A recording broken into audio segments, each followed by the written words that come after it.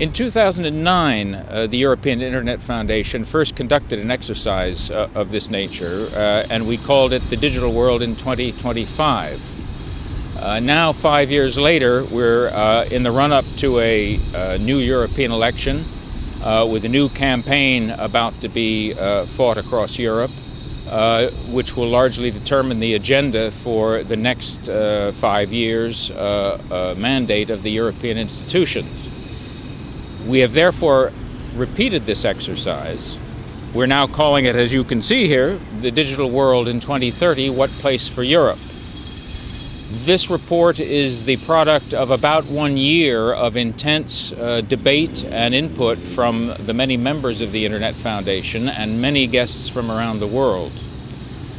What we have tried to do here is bring together as many of the themes which we think will be significant as we go toward the future, and especially toward the digital future, and bring them together in one place. It must be said that any one of these themes and issues could itself undoubtedly be the object of much deeper and broader reflection and input, and indeed we certainly hope that that is the case.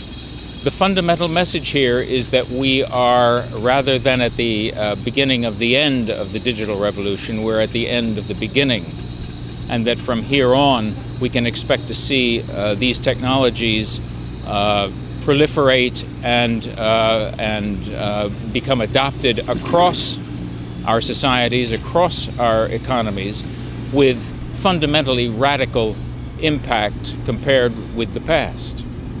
And therefore, it will be up to our democratic institutions, at least in this part of the world, to come to terms with this and try to understand and facilitate this revolution, because there is no going back. These technologies are about to accelerate. We're facing what some people are calling a digital avalanche in new technologies, largely software, which will be available anywhere in the world, to anybody, for virtually any purpose. That is the future. It's an exciting future. There is no reason for Europe to despair of this.